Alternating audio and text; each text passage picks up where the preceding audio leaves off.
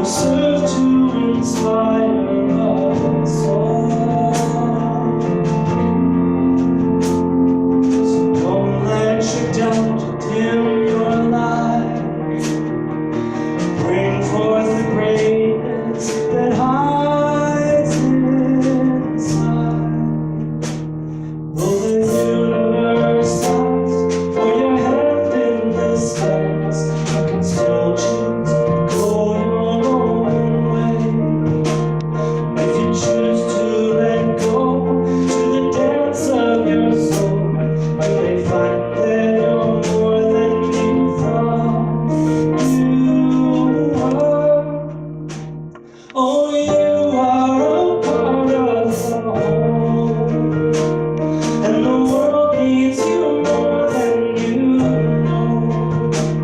For if darkness should fall on the earth, it is you who will be the light of the world.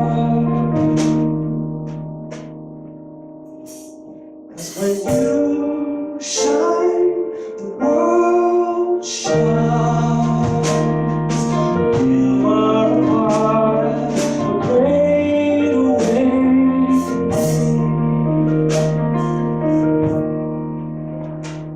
Though the universe asks for your hand in this dance, you can still choose to go your own way. And if you choose to let go to the dance of your soul, you may find that you're more than you thought you were. 'Cause when you shine, the world shines. You are a part of a great awakening.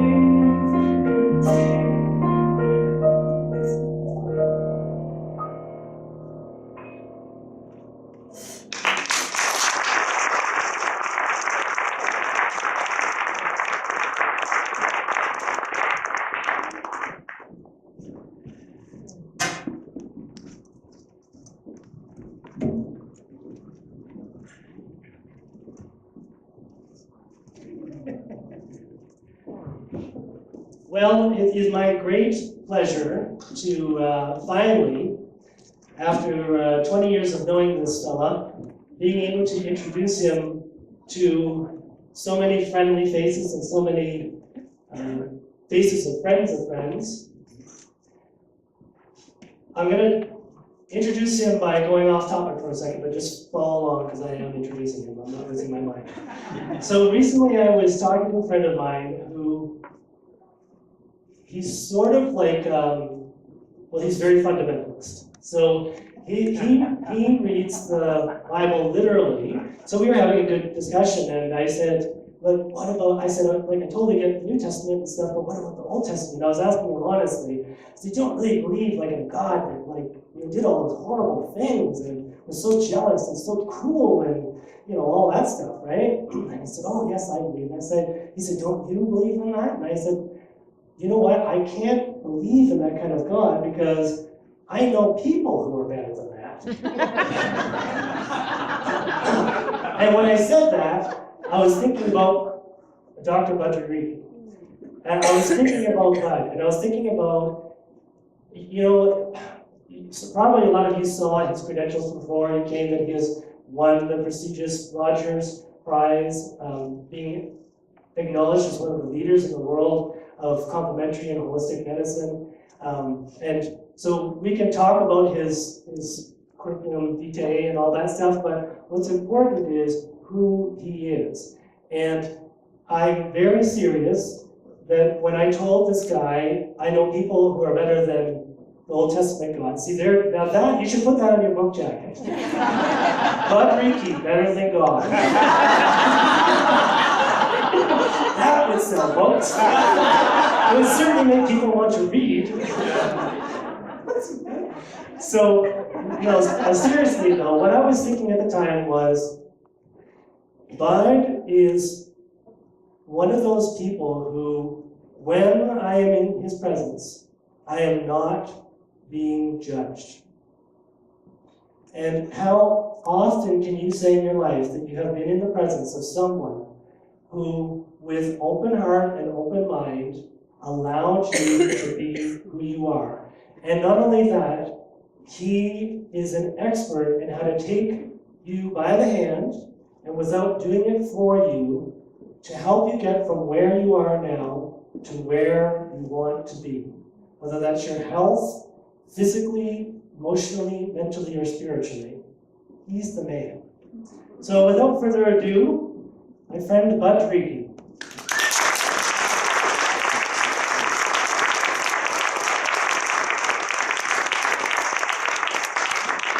Thank you. After that, this is anticlimactic. I always say, if ever I had to present in a church, I had a patient when I was in Ontario who was a mute, and he would grunt, and somebody diagnosed him as schizophrenic. I don't know how they did that, but he was in hospital at one time, and I was amazed at the amount of people who came to visit him, and they would keep asking, when is he going to be discharged? And I thought, what a wonderful congregation, people who would support. And then I found out later that what he used to do was sit in the front pew of the church, and when the pastor was going on and going on and going on, he would get up, look at his watch, and say,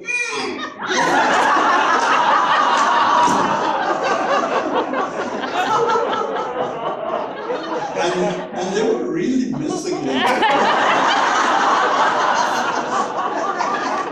So I promise I'll be on time. I wanted to talk about something that I know I'm speaking to the people who understand, but sometimes it's nice to talk to a group, and a group spirit and confidence in what we believe in is more important, because that's what changes things, even in the field of medicine. And I'd like to start with where we are at the moment and what absolutely is going to be the future, no matter who decides otherwise. Now, at the last statistics, they said that there were about 7.2 billion people alive in this world. And out of that, North America has about 529 million alone, compared to 7.2 billion. Yet, North America makes up almost half of all global pharmaceutical sales.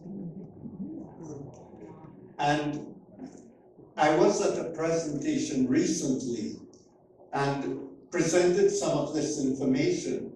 Chronic disease, there's a projected rise, and if you look at it, look at cancers, mental health disorders, diabetes, it's all increasing. And medicine does not have the answer for chronic disease. And we use drugs or physio or anything to alleviate the symptoms, but not really the core of the problem. And if we look at the future, the lost economic output for each illness and the treatment expenditures, we are heading into a catastrophic financial situation with health. We all know that, and everybody agrees to that, but yet we don't do anything or change the model. We keep trying to rearrange the model, so we fire the people, we pay them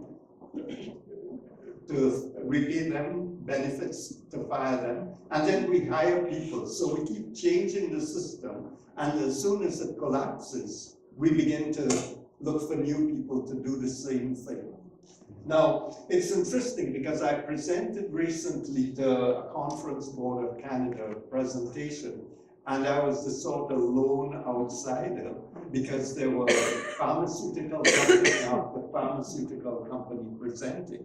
And they were all using this and saying, look, forget the $3.5 trillion in medication spent in North America. Look at how much we are saving in lost economic output. If only people would take the medication, they could go back to work. Now,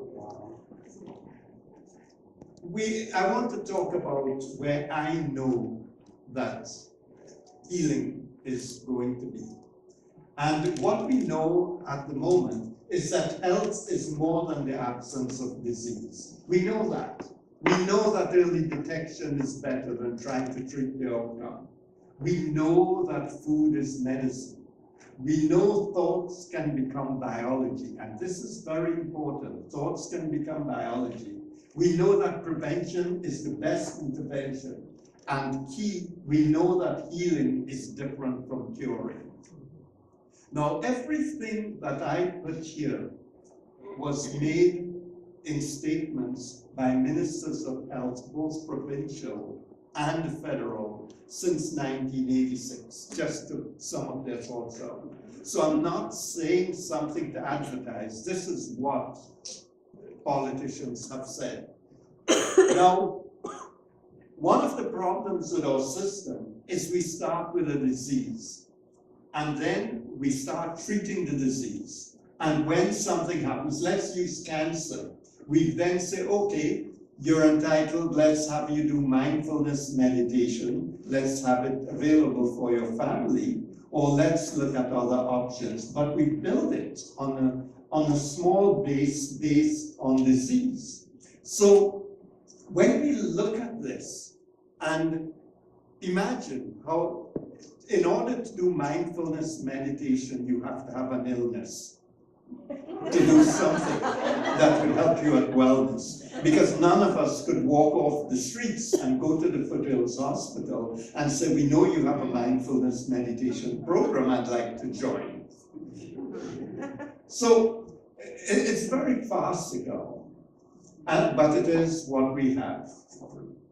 Now, let's talk about what happens. 75 to 90% of all visits to healthcare providers result from stress-related disorders. And think about that. Now, when I look at my books, my medical books about stress, I see a picture of a man with his face grimacing, and they show you the organs, the heart beating faster, high blood pressure, the adrenals pumping and everything. That's not what we should think of as stress. We know that animals in cages that are stressed, we can see how they struggle, or any of us who have pets. This shouldn't be the term stress, because we use stress as biochemical. How many compounds that destroy the body are produced when we're under stress. Stress is really human suffering. And it affects everybody. We did a research study on stress, and it was one of our first studies under rigorous controls, passed through scientific and ethics, and is published in peer-reviewed medical journals, in which we looked at people with stress. We measured them, and the index for the highest amount of stress is if you're diagnosed with cancer a few days afterwards, and that's 48 to 50. We had people walking around Calgary on an average of 75, not 50. And we even had one or two that crossed the 100 mark. And our highest was 143 times the level of stress. So we have people who are stressed all around. And we're not doing anything about it. What we're doing is we're allowing people to adjust. So as stress takes place, we adjust and we treat it as our new normal. And then we do it again and we treat it as our new normal. And sadly, Ellen Goldberg describes me very well.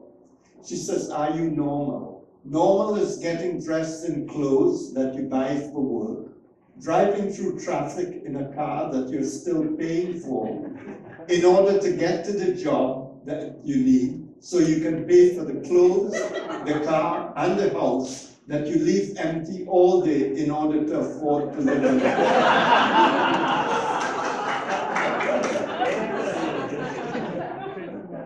You know, sadly, I think this rings a bell for a lot of people. So, the power of spirituality, this is where I want to focus on. And I want to provide you with information so that we can speak in confidence. Because I know when I started doing integrative medicine, because I came from the Caribbean, and because I introduced acupuncture in my medical faculty, I was the voodoo doctor. And people, it would present at grand rounds, and they would say, this is a pneumonia, and this is the medication that you treat it with. Or you could go down to the voodoo doctor at 8 and 8, and they'll stick pins in you. So, you know, I want to provide you with some information that can create a level of confidence when we speak about spirituality as being the next significant treatment, or the main significant treatment for health. Now, you will see two columns here. One, in the top column, there is green on the left for 71% of that strip, and on the right, 29% of it is red. And you have the opposite in the strands in the column below, and they place both one over the other. Now, we know that inflammation is the major cause of all illnesses. Medicine, until recently, didn't realize that arthritis, heart attacks, that diabetes, and everything are what are called inflammatory disorders. Because when you look into the DNA, at the expression of the DNA, the areas that trigger inflammation are highly active. And on the left, the bright green, is the areas that trigger health, and they're not very active. So the column below with the red in that major portion will signify healthy people. And this was a study done by a group of scientists, and Dr. Stephen Cole kindly allowed me to use his information. Now, the column below are healthy people, and the column above are people who are ill. Let me tell you from now that mental health disorders are also inflammatory illnesses. Depression, schizophrenia, anxiety, panic attacks, because it's also showing up on the DNA as inflammatory. And we know that, for example, I use anti-inflammatory natural supplements to treat the majority of my depressive people. And there are studies that show that a combination of omega-3s, vitamin D at high doses, and exercise is equal or more effective than antidepressants without the side effects that we get from them. So what Stephen and his group did was really very interesting, because the guy in the lab hardly ever sees the person whose blood he tests. And they did thousands of people and came up with this formula. And they decided that what they would do is try and interview these people whose blood they found with inflammation or not. And guess what they found? They found that all these people were stressed or suffering, that they were low socioeconomic status, social loss, post-traumatic stress, diagnoses with illness, social threat, loneliness, social instability, and so on. What they found is that the people who presented with inflammatory reactions, who were ill, that ill people showed significant stressors or suffering, as I would like to call it. And consistently, when they looked at people who were healthy, who had that huge red band, they were happy, they were well-adjusted, they were enjoying life, they exercised, they had energy.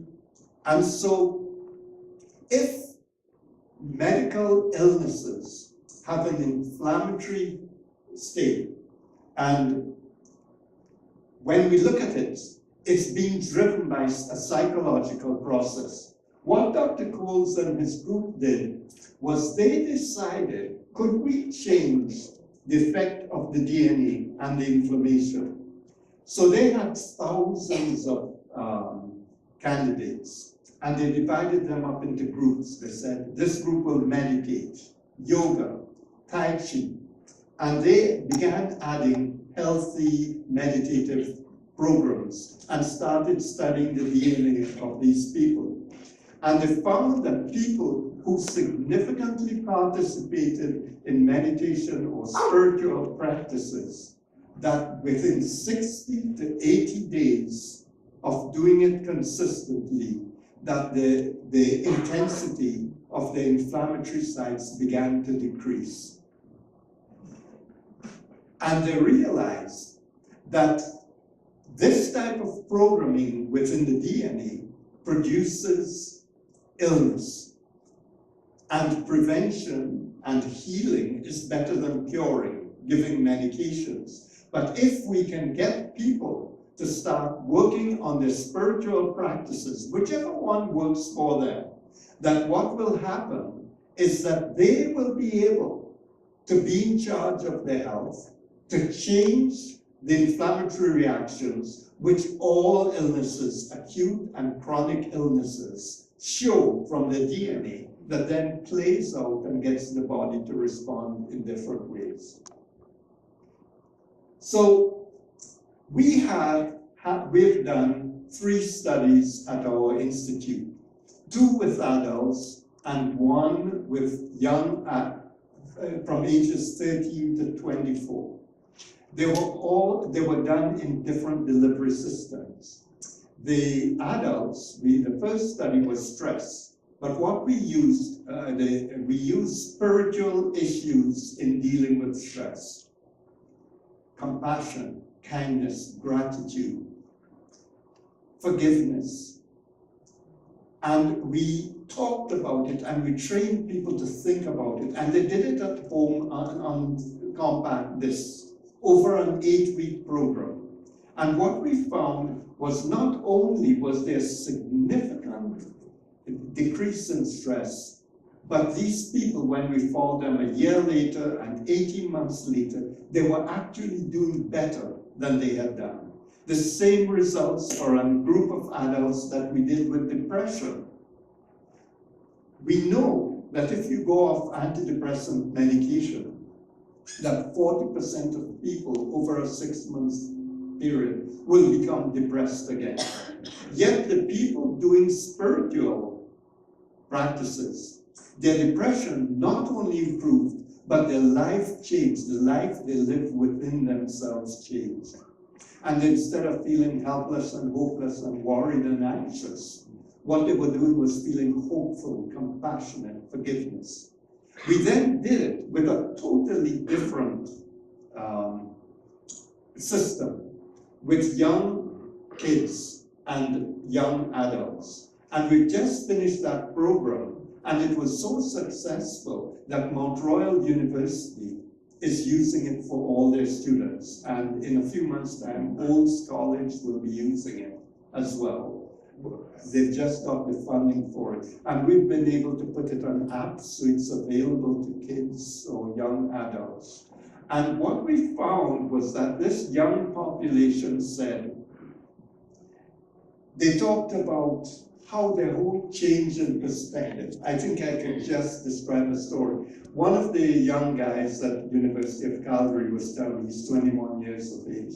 He said, I was driving along the road during winter, and I saw a lady with a flat tire who was trying to change it. And he said, I stopped and I changed the tire, and she was so grateful. And he said, she shouldn't be. I was the one who felt so grateful because I felt so good and I felt so compassionate. And he said, before I would have never noticed that. I would have ignored it totally. And what they talked about, even teenagers talked about their change in perspective, their connection with others. They began to observe people who were struggling just like themselves. They reached out to them. They talked to bullies. They talked to people who were being bullied. They were more accepting of the flaws of others.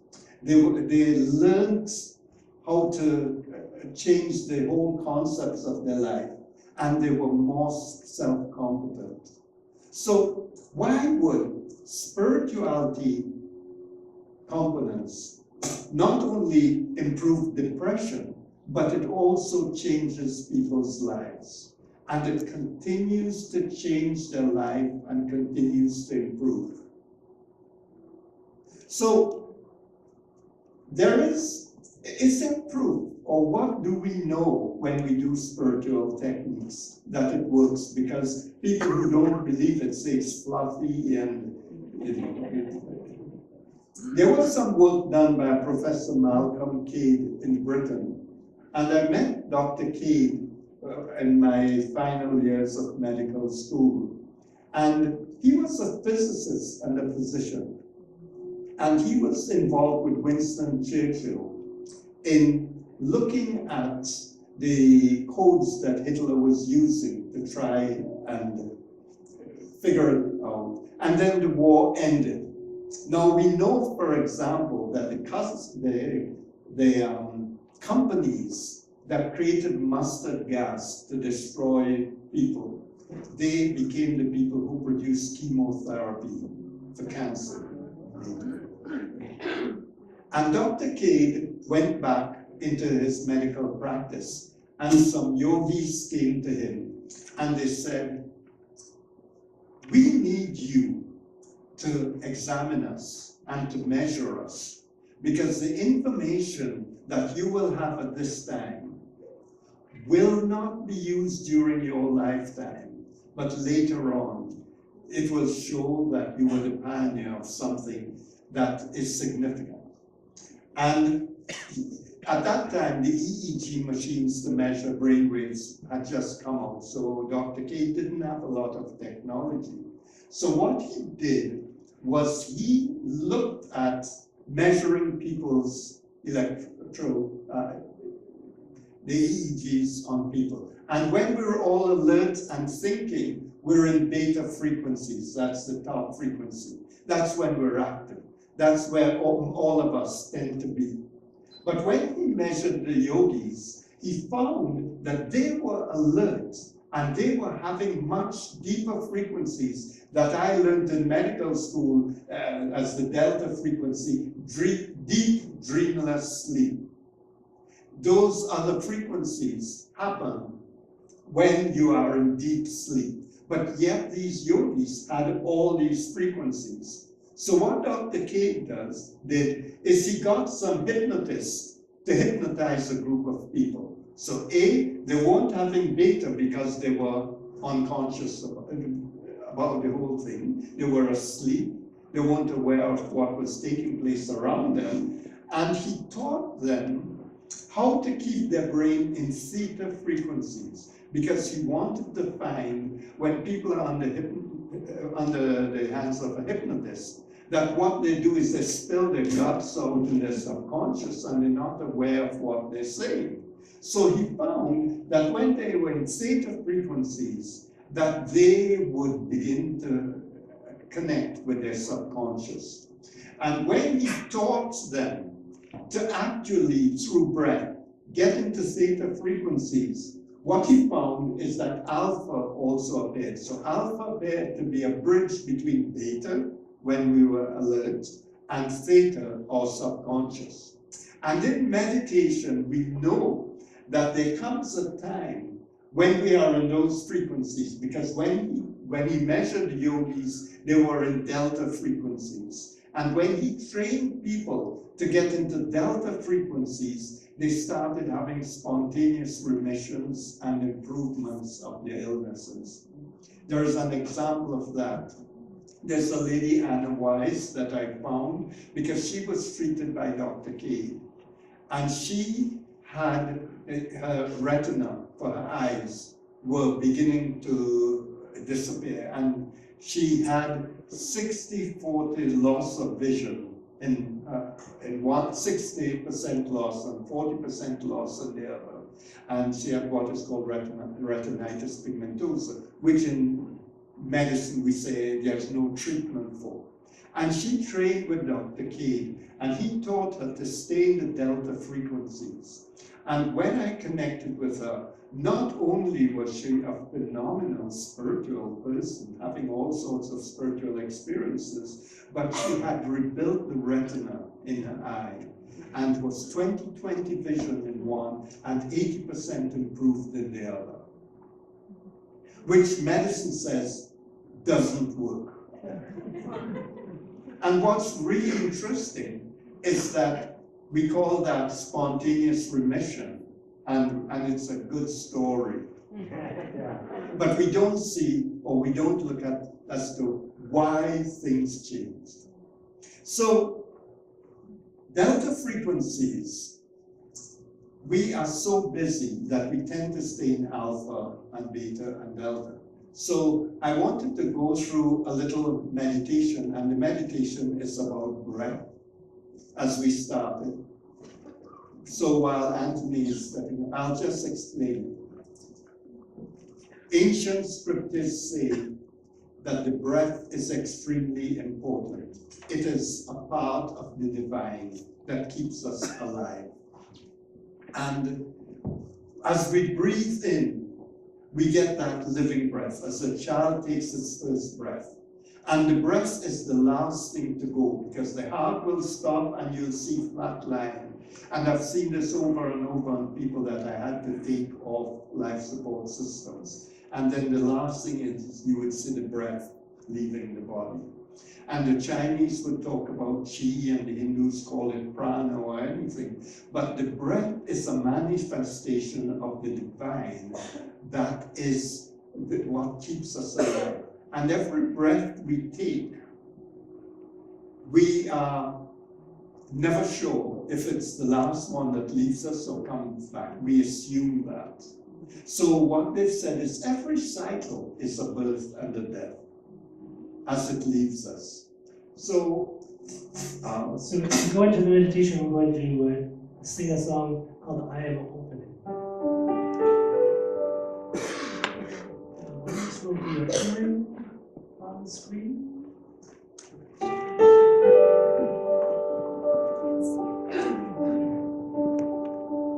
I am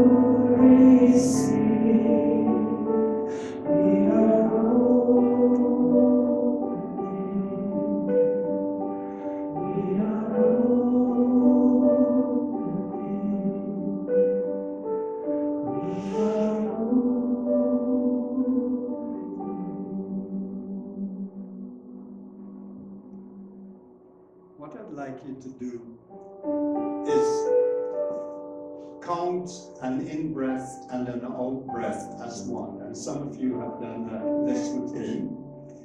But so for 1 minute, we'll count the amount of breaths that you take. And remember, one breath is in and out. Okay? So if you could close your eyes and just focus on your breath. And I'll tell you when we start, starting now, to just count the amount of in and out breaths that you take.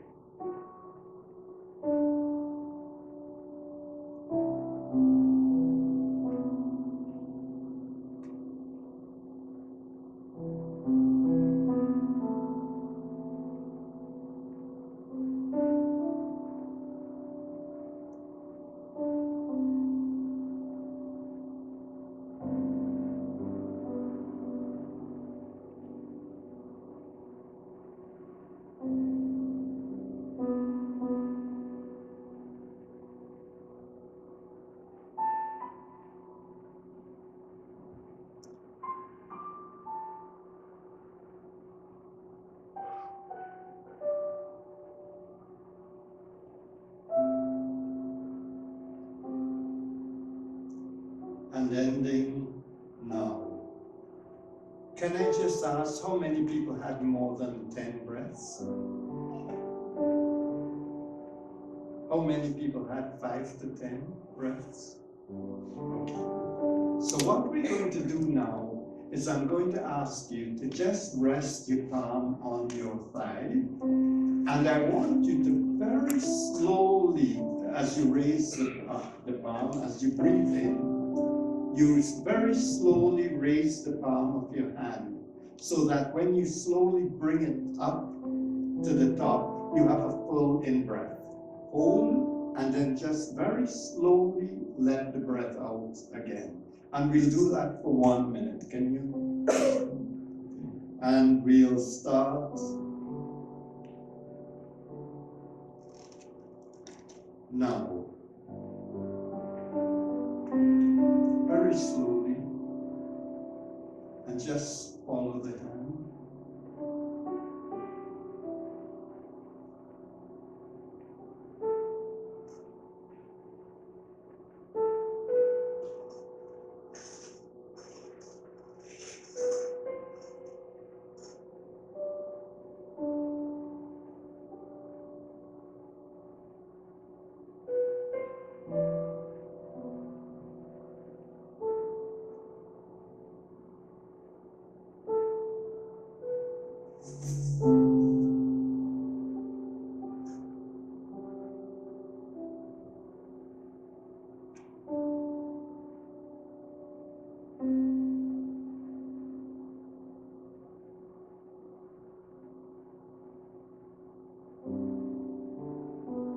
And ending now. How many people found that there was a significant drop in the breathing?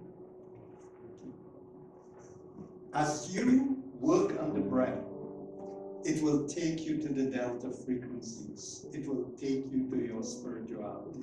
Because once you get into the delta frequencies, the breath also, studies have shown that 5 minutes of breathing like this every day will grow more neurons in your brain by just this breathing process. And it will also make a difference because they looked at pranayama in the inflammatory process. Now, we can use the breath as a platform to build on our spiritual techniques. And most of us are so busy that it's really difficult to sit for 2 or 3 hours to do it. And I found when I was practicing the breath, it would be about 3 hours in the morning and 3 hours in the evening. But when I was in the zone, one breath would be about 3 to 4 minutes. And it was phenomenal because the whole rapture and ecstasy that you feel, you know, and it's almost like you don't want to stop breathing, as I could use that word. So some people love affirmations. So let's just close our eyes, and on the in-breath, as you breathe in, the affirmation is, God approaches me. As you breathe in and hold your breath, God is within me. As you let out that breath, I approach God. And as that breath leaves the body at that time when there is no breath, I surrender to God. So just for a minute so you get a feel for it. In breath, God approaches me. Hold the in-breath, God is within me. Breathe out as the prana and life essence is leaving you. I approach God. And at the stoppage of that breath, before you breathe in again, I surrender to God.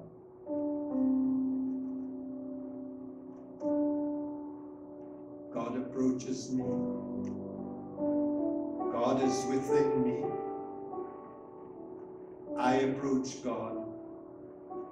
I surrender to God. Now this is something you can practice, and I'd like to add just one more in the 2 minutes that I have. if you sit, and if you, as you work in the breath, it's a powerful platform to build visualizations and connections. So if you sit and you hold your palms up on your lap, and you close your eyes and you visualize that there are 3 beams of light, 2 leaving your palms, 1 leaving the top of your head, and going into infinity and meeting there like a triangle or pyramid. So if you could do that, and just create that. And if ever you decide, if you're lying flat in bed and want to do it, then the pillar of light that comes from the top of the head, it comes from your forehead. And it goes up to infinity. So you have these 3 beams of light meeting in infinity. And as you are breathing in and out, just visualize peach-colored petals coming down those columns into your body. And they're getting into your body, and they begin to assimilate into all the cells of your body. And for those of you who feel comfortable, this is the symbolism of manna from heaven. And I use, at this time, whenever I do that, I say, give us this day our daily bread. And you visualize the peach-colored petals coming down the 3 columns, entering the body, until your whole body is filled with that peach-colored petals. And the last one is, when you're doing that exercise and you have that platform of the slow breath, and we all have struggles, and we all have desires and wants, and we all worry about our friends or kids and everything. When you're doing that, and after the peach petals come down into your body and is absorbed, and whatever you want to say, choose whatever is meant for you. I use, give us this day our daily bread. Then visualize in your heart whatever vision or whatever form or shape that you think that the Holy Grail would be, or the chalice or a glass or anything like that. And it's in your heart and the color is blue. And you put into that chalice whatever you want the Creator to hear from you. Whatever it is, the Creator doesn't judge. Whatever you're worried about, whatever you would like, you put it into that chalice. And after the peach petals come down and go into your body, and you look and you visualize that Holy Grail within your heart, and you put whatever it is you would like, as you're breathing in and out, see that Holy Grail leaving your heart and going way up into infinity as to where the 3 beams of light meet. And you say, thine is the kingdom, the power and the glory forever and ever. And as you practice those simple techniques, let's say for 5 minutes, you will find that by about a month, as you begin to do it, you will notice changes within you. Because you're getting into delta frequencies and you are communing, you're connected with the divine at a frequency that we know the divine and us connects at. Although we connect at all times, we're not aware, but then we're really with the divine. So I hope it's helpful to everyone, and God bless, and thank you for honoring me here with your presence today.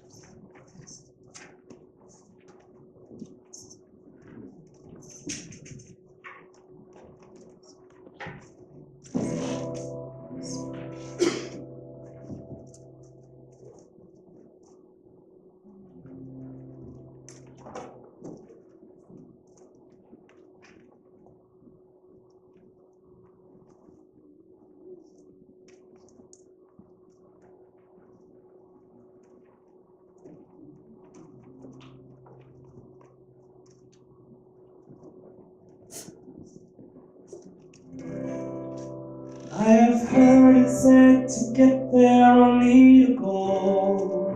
I have heard it said I'm the one who's in control. If I just try hard enough, well then one day I'll be at my best. And then everything I want so much will surely manifest. Oh, but where's the mystery in that?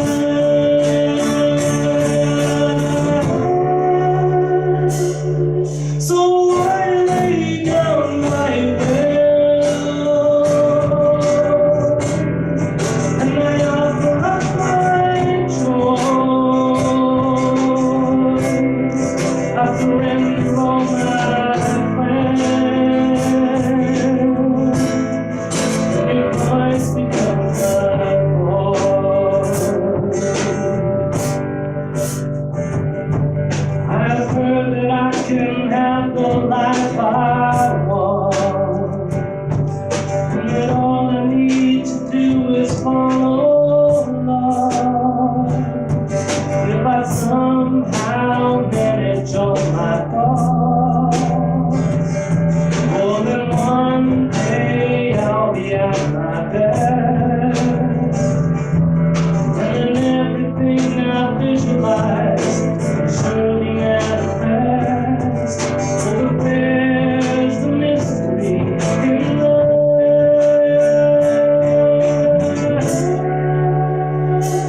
So I lay down my will, and I offer up my choice. I surrender all my plans. Your voice becomes my voice.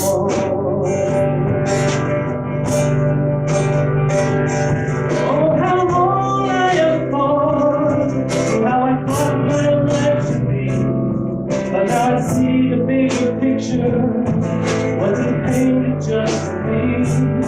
Oh, how hard I have held to attain not meant to be. Now I see my surrender, how great a plan for me.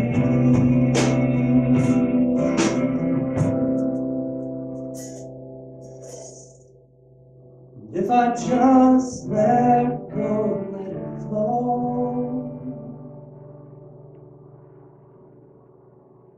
oh then right now here I can rest.